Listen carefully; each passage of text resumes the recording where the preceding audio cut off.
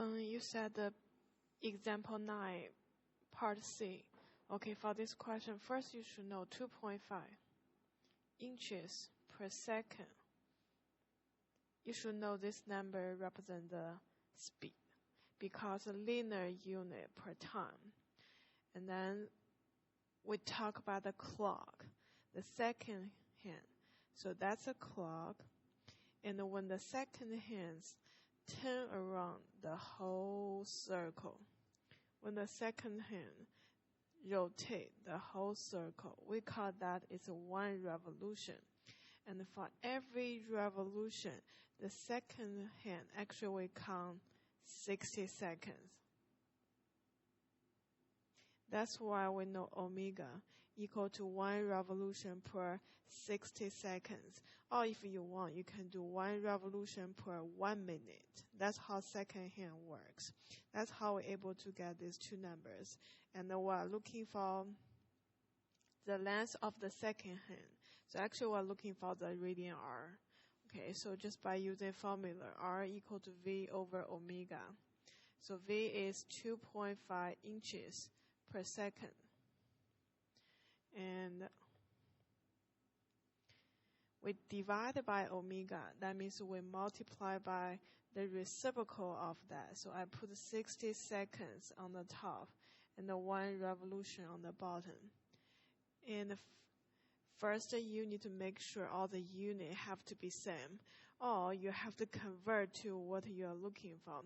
As long as we're using the formula, the omega, the unit should be radians. The angle should be radians, not revolutions. So we need to convert from a revolution to radians. That's why we put a revolution on the top, radians on the bottom. So you can cancel these revolutions. Then you just need to figure out 1 revolution equal to how many radians.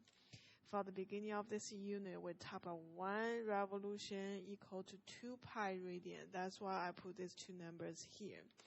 And now let's look at, I have inches here, seconds here, second here. So kind of like we can just cancel the seconds. We left inches per radians. If it's a radians, that will be invisible unit. You don't really have to write down this unit. So we can just use a calculator to get 2.5 inches times 60 because the seconds cancel, and then times by 1 over bottom just be 2 pi. There's no any unit left on the bottom. And use your calculator, 2.5 times 60 divided by, and make sure when you divide by 2 pi, you have to do either parentheses 2 pi and get your answer. Or you have to do the fraction form, go to alpha, y equal to fraction. And then put 2.5 times 60 on the top, and the bottom do 2 pi. You have to do either one of these.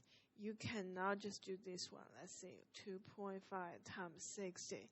If you do this way, divide by 2 pi. That means you divide by 2 first, and then multiply by your final answer by pi. And when I click enter, you will realize the answer will be totally different. So that would be wrong. That's why you have to using either fraction form, or you have to close your 2 pi by using parentheses. So that's how we get the answer is 23.873. We need 3 decimal places, and look at this fraction. We only left inches as our unit. So that will be the answer, just 23.873 inches. And that's how we work on this one.